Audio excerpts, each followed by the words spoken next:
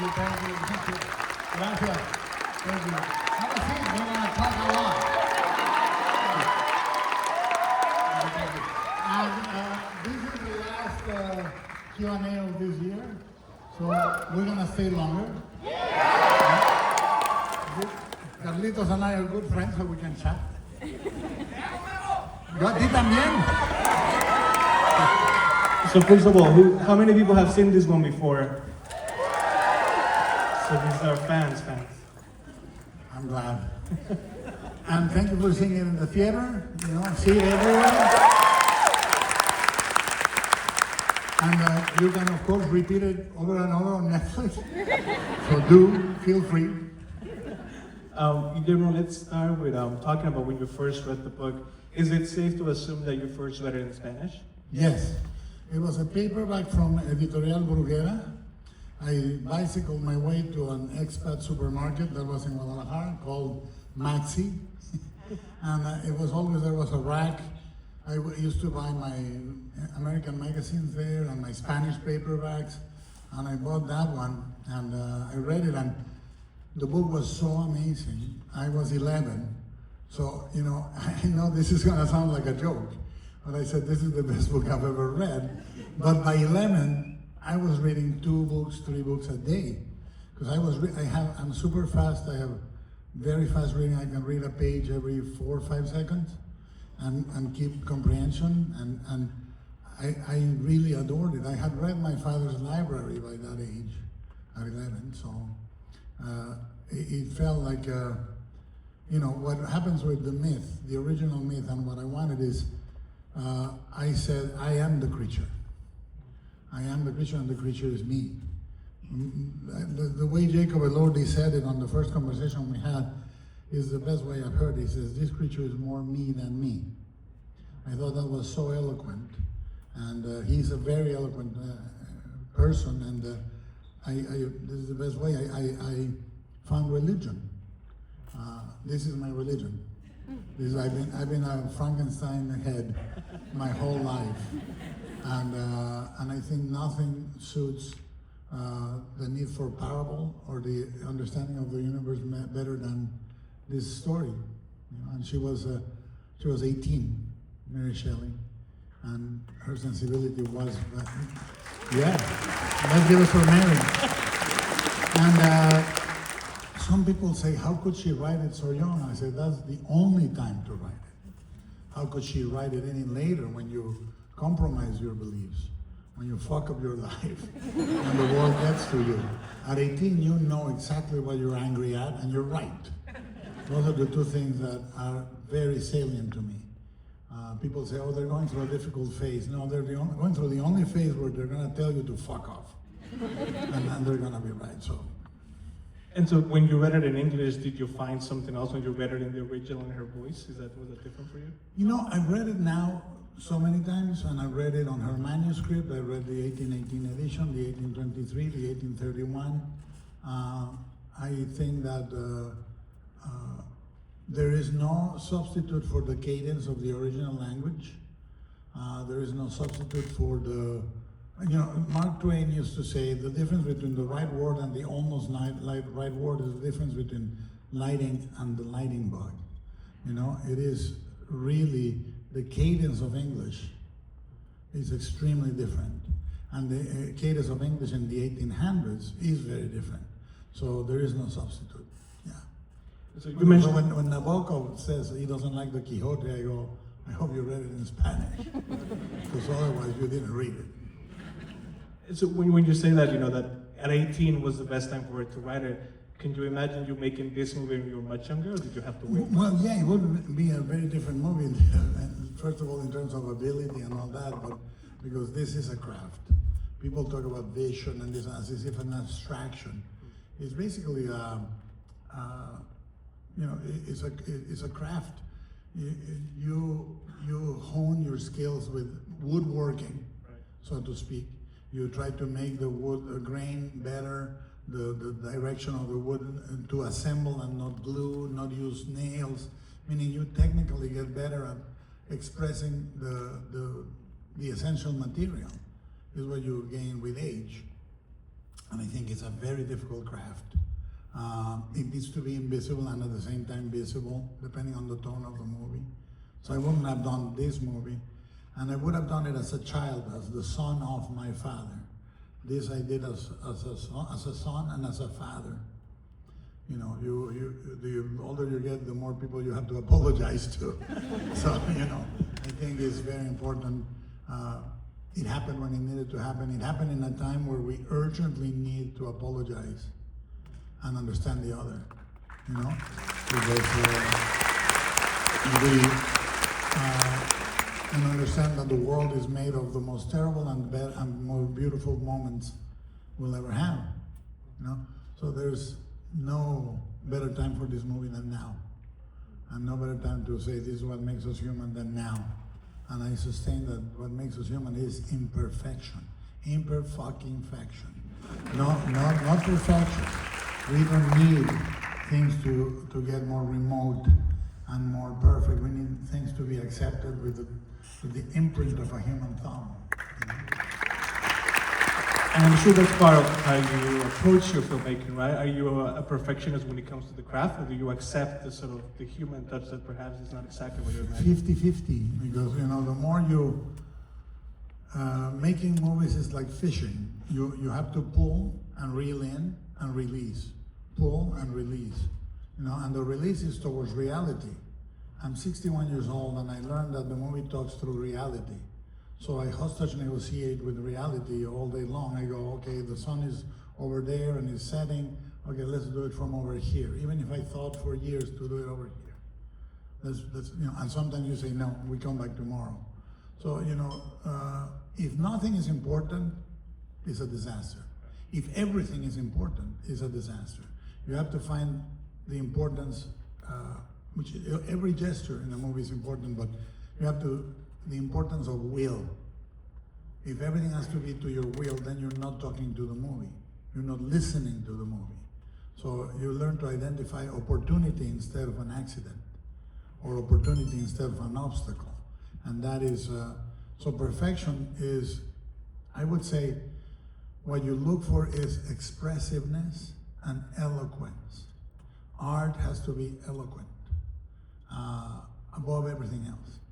I think perfection is relative. What's perfect to you, even if you're creating it, may not move someone. And I think the main point of art is emotion.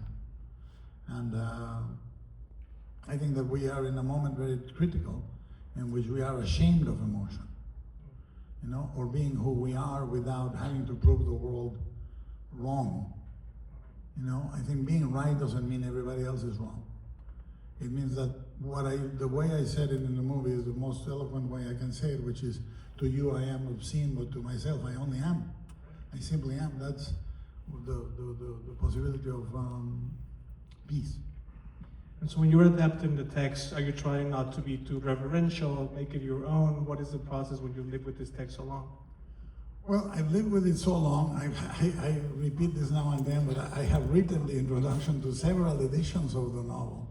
I really got to submerge myself in the romantics and the movement. I read the biography of Mary Wollstonecraft.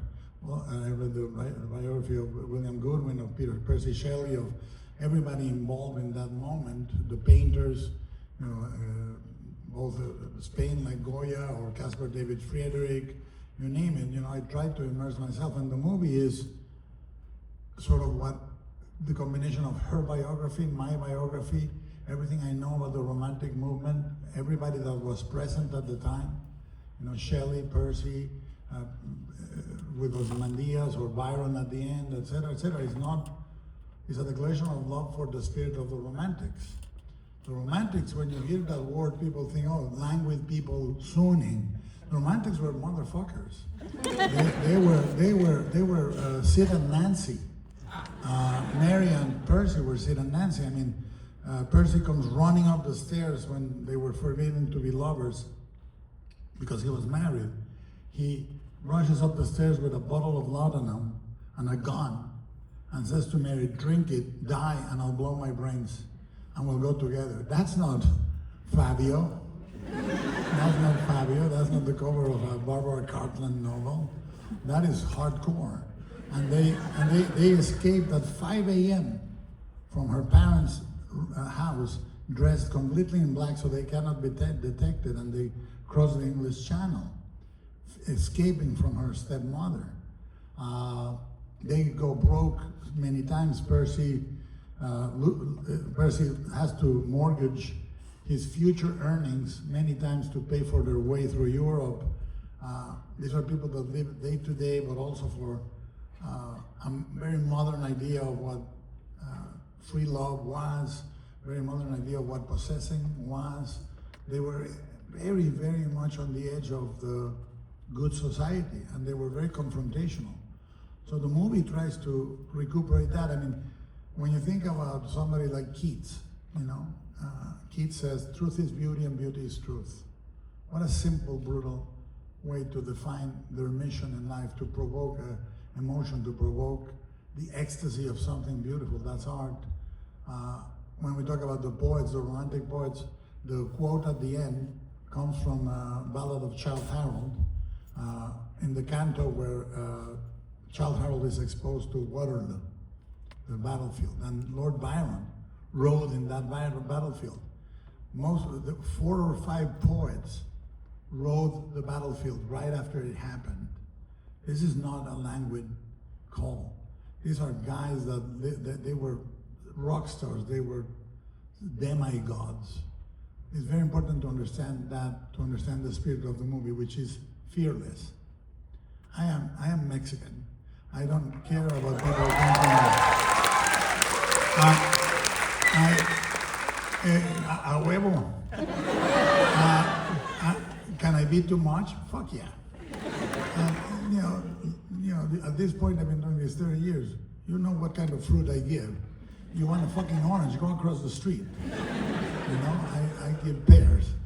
But also, you have to have lived through some shit, through some stuff to make a movie like this, to write a story like this, right? Yeah. It comes from lived experience. Yeah. No, I've gone through a lot of difficult things, and you know, I still see the radical position of optimism or grace or love is not to believe in it from an ignorant point of view.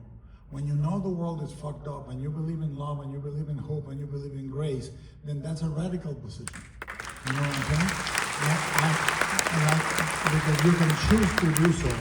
You can choose to do so in the face of the world being like that. So, to answer the question before this question, I don't want to do taxidermy with a classic. I don't want you to see a classic. I want you to see the modern Prometheus.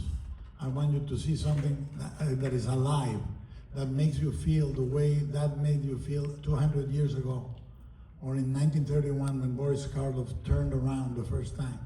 I want it to be alive for the audience. I don't want to do an act of reverence. I want to make an act of love. Now that you mentioned the 1931 film, it's so different to yours, but I know that you love it. You love the scene with the girl and the flowers towards the end of that movie. Why is that version of Frankenstein something that you cherish so much? Well, 1931 for me was the gospel, but in terms of being the novel, you can open a huge parenthesis because, you know, in 1823, when the first play of Frankenstein is in vogue, you know, they start changing things. They include the assistant for the first time. Then the whale movie is based on a 1927 play that is acquired because Dracula had been successful and was acquired from a Hamilton Dean play.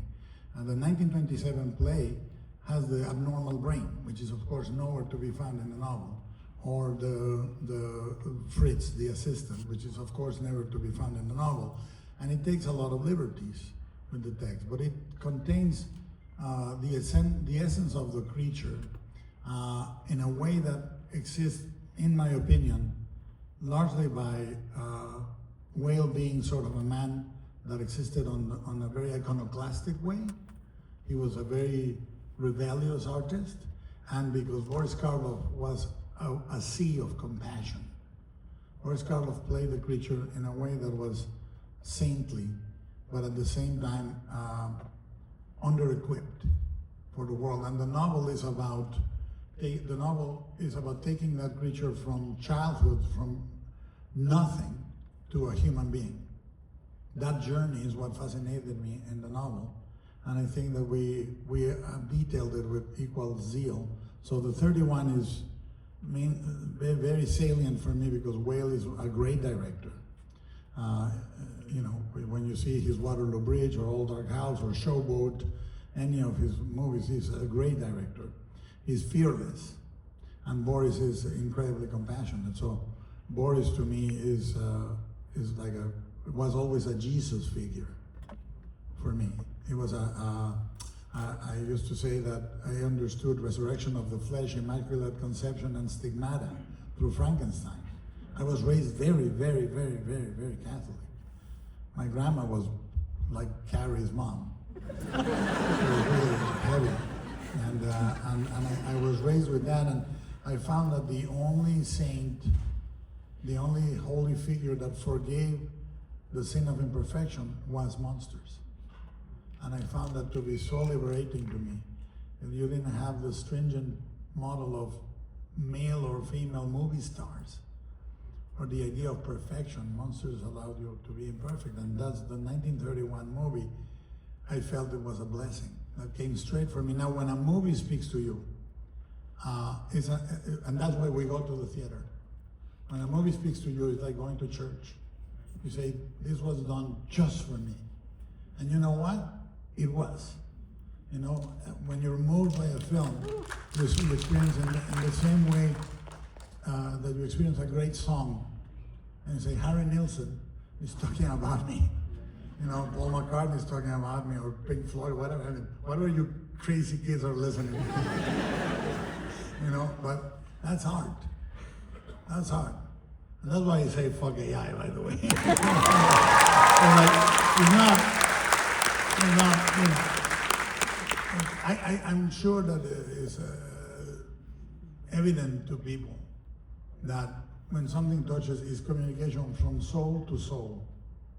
And the purest form of art, in a strange way, is music.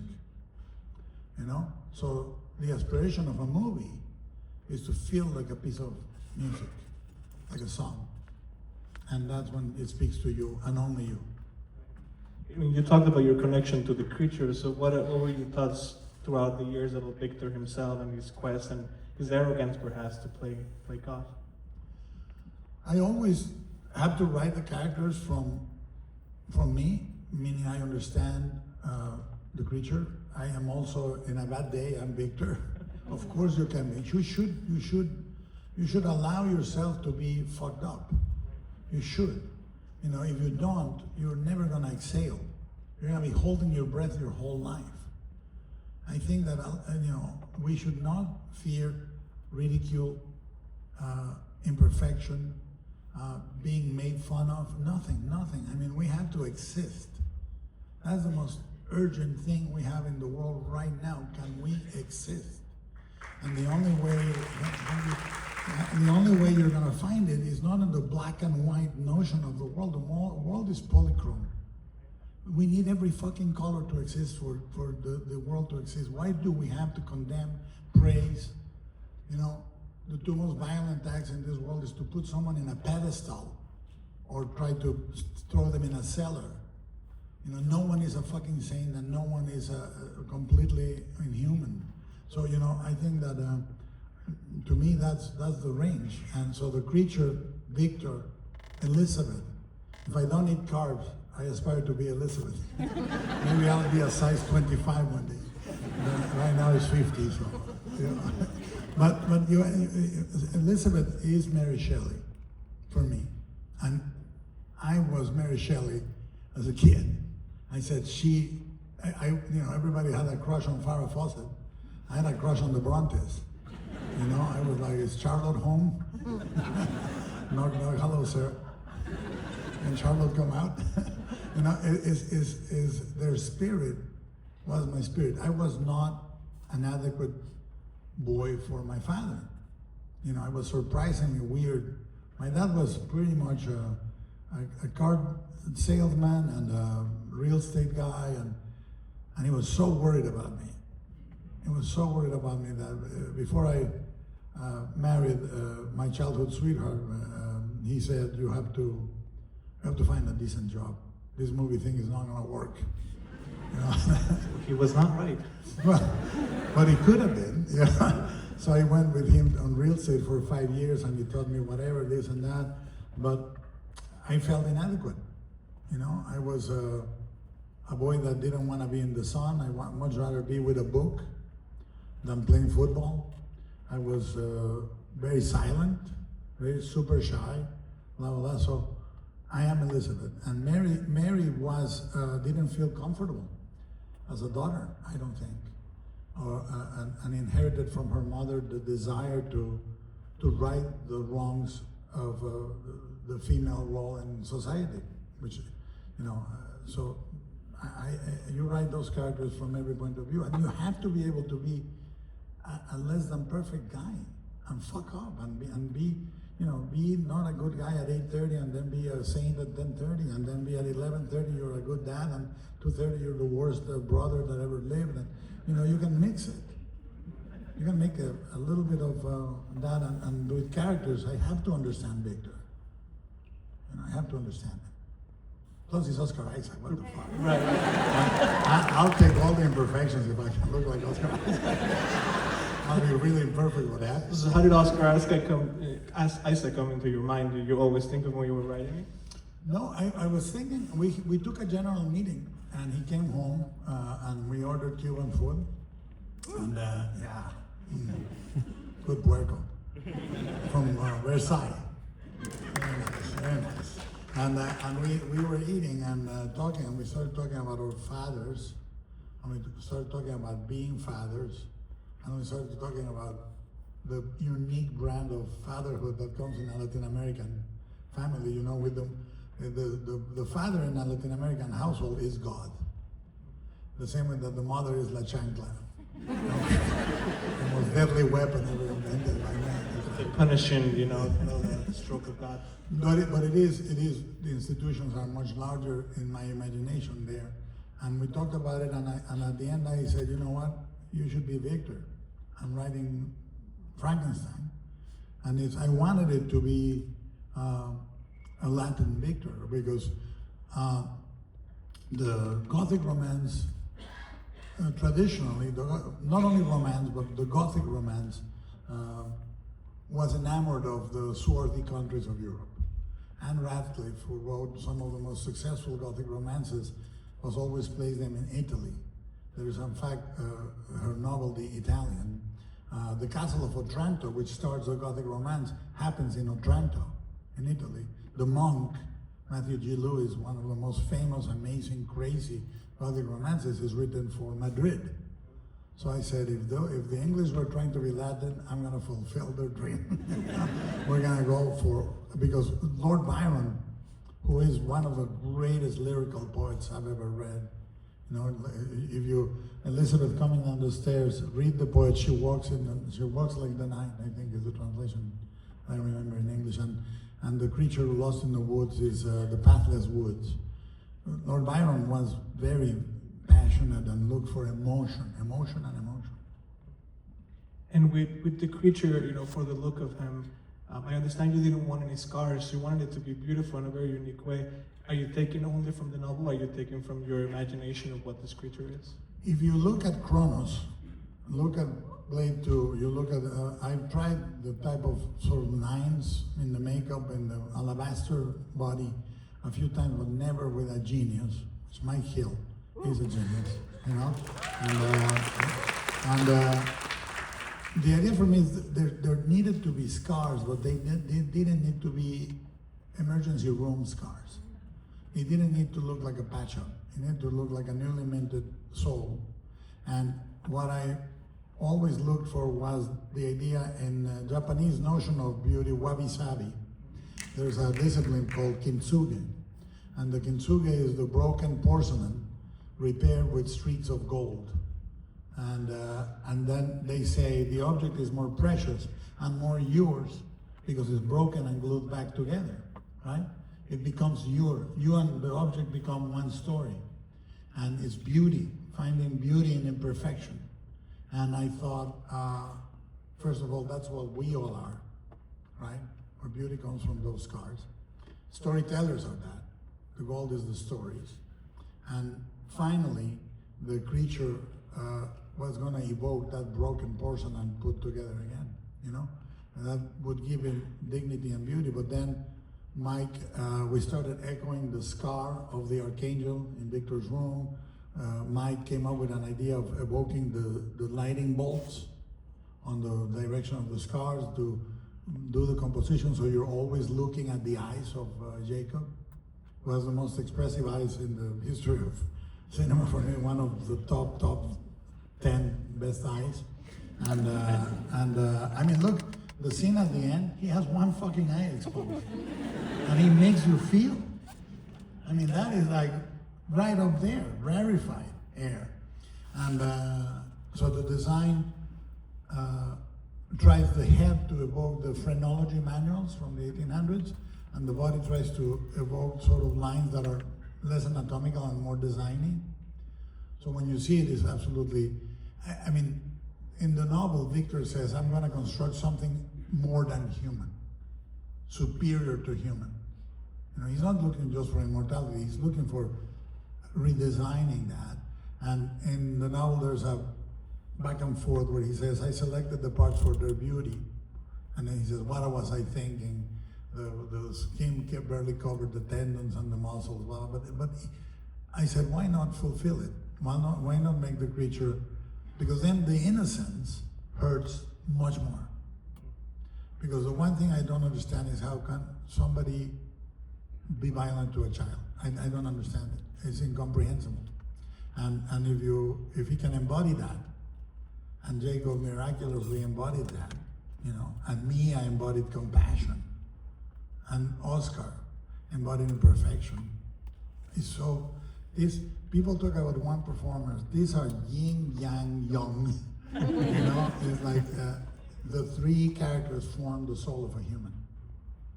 You know, is a creature that gets one word and it means the world to him, Victor, that's it. He doesn't need anything else. The rug, Victor. The sun, Victor. That's what you are when you're a kid. Your parents are the universe. And then that universe turns violent. You're forever cracked. You can be repaired, but you're cracked forever. So that's what makes that journey universal. I mean, I feel like some people here might have seen the amazing documentary of the making of the film on Netflix. I'm still really baffled by the ship and its existence in the physical world. That's one of the things I love about your work, the tangible nature of things. Was there any pushback about building an actual ship for this? Fortunately for me, and unfortunately for everybody that works with me, I'm also a producer. So what I think is I'm really good at saying, this is gravy, these are meatballs. And I say, and one of the things I do, if you watch my movies, Shape of Water was $19.3 million. And I knew that in the first 10 minutes, I needed to deploy 3-4 big gestures. So you think I had money. You know, so underwater room, government lab, period set piece, big engine room, big lab, big, you know, blah, blah, blah. And then the rest of the movie is lab, apartment, lab, apartment, lab, apartment, that's it. So it's a small movie, but you don't see it like that because as a producer, I make those decisions. And I said, the ship is gonna be physical and every set is gonna be physical because I want this to be an opera. I want people to look at it as something larger than human. The tone of it is gonna be opera. Like when you go and you see, you know, Aida, you don't want 2 elephants, you want 20 elephants. You want the you know, so it's not that the movie ended up 600,000 under budget from the original budget. So, and that is being Mexican, by the way. That is being Mexican, because you know how, you know, we get the job done, man. We get the job done. Como se pueda. We do it under budget, you know? But it's very important that people, I think people can tell when it's art and when it's handmade and be moved by that, you know? I think we can. we know is real. We know somebody, hundreds of people embroidered that dress or printed that fabric or built that ship. And then if the act of a movie like Kids is to be truthful and beautiful, then it's not extravagant. You're doing it for a meaningful gesture. You're saying, this is what we're doing, and we're doing it for real. So every time you see that ship, is the real ship. Every time he moves it with all the sailors on top. We gimbaled that ship, we made it happen, and I think those are things that make movies feel like they used to make them, quote unquote, you know, where you went to the theater to be transported. Talk about the relationship between this movie and Pinocchio, which are so beautiful together. I don't know if I could handle watching them back to back. The emotion at the end is just so powerful. The endings are virtually identical. Were you always thinking of them as a pair? Yeah, when I did Kronos and this one has so many parallels. Again, immortality, the protagonist at the end along with the son, the look, the idea of love in an imperfect family, blah, blah, blah. But Pinocchio and this were always two sides of the same tale. And when I met with Ted Sarandos years ago, we had done Troll Hunters, the trilogy of series that were developed for them through DreamWorks. And he knew I was a hard worker and that I got involved with every decision, that I was not a guy that said, yeah, somebody else is doing it. We plotted it, we deal with every episode, the animatics. He saw that, and he said, why don't you come to Netflix and tell me what your bucket list is. I said, Pinocchio and Frankenstein, because nobody wanted to make them through decades. And he said, done. Pinocchio, I've been trying to do it in so many ways for about 20 years. And in the room with the art, no screenplay yet, because the screenplay that existed was a screenplay Chris Grimley developed, which was very faithful to the novel. And I said, no, I want to do this. And he saw the art and he said, done. And we didn't go further than like that. So to me, they were a piece. They are both, but they tried to do something different than the book and capture the spirit of the book. You know, we can talk about Collodi. Collodi was worried about the unification of Italy. That was one of the purposes of the book. It was to unify Italy through a single language, because Italy was several kingdoms before, right? With the idioms and all that. And Collodi was interested in the well-behaved child, blah, blah, blah. And the traditional idea on Pinocchio is he has to learn to obey to become a real boy.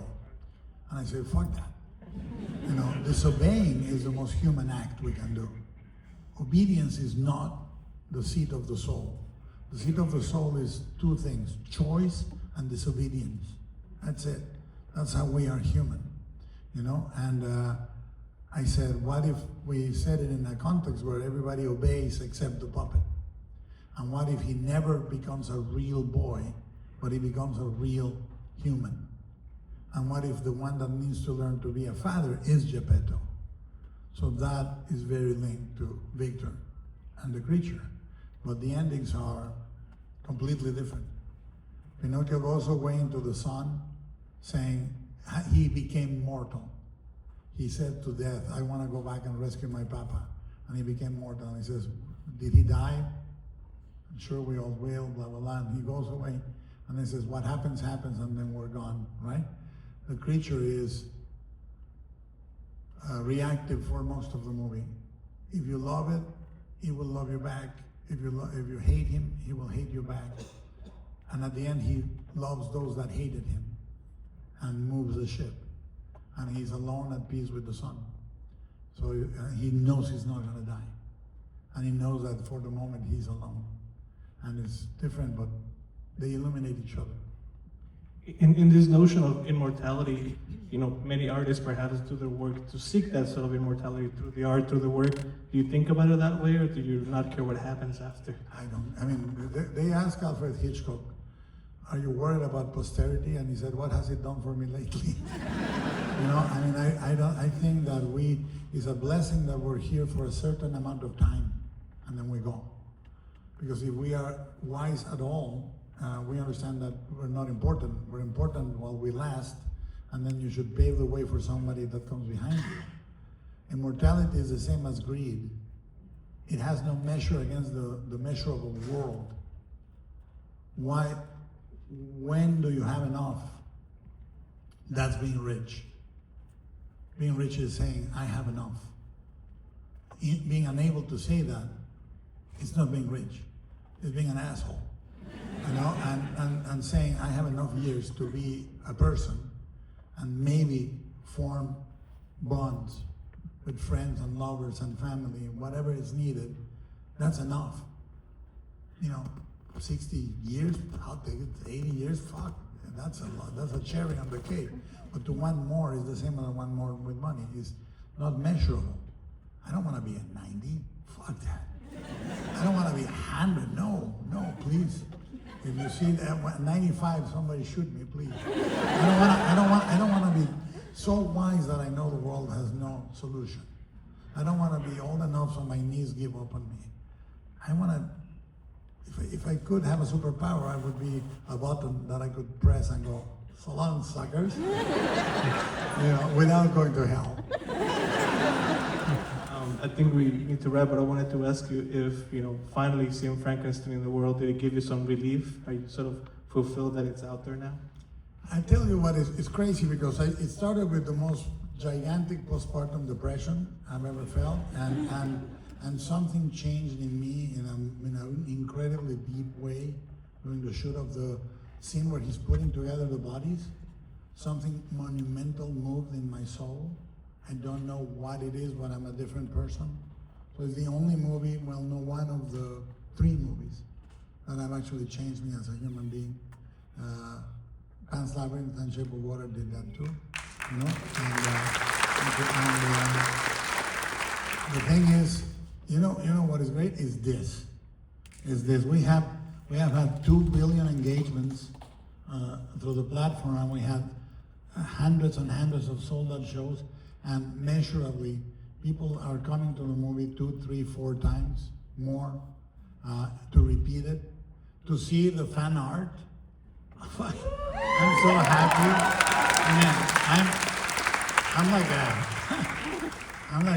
I'm like a teenager. I post every fucking art I come across. You know why? Because the only thing that is measurable is love, and it's measurable just through acts of love. And I really, that is fantastic. It would have been, I must say, it would have been very moving if it happened to 100 people or 100 million people. It's, you know, Crimson Peak took 10 years to find its audience, but it found it molecularly. You know, people love the movie.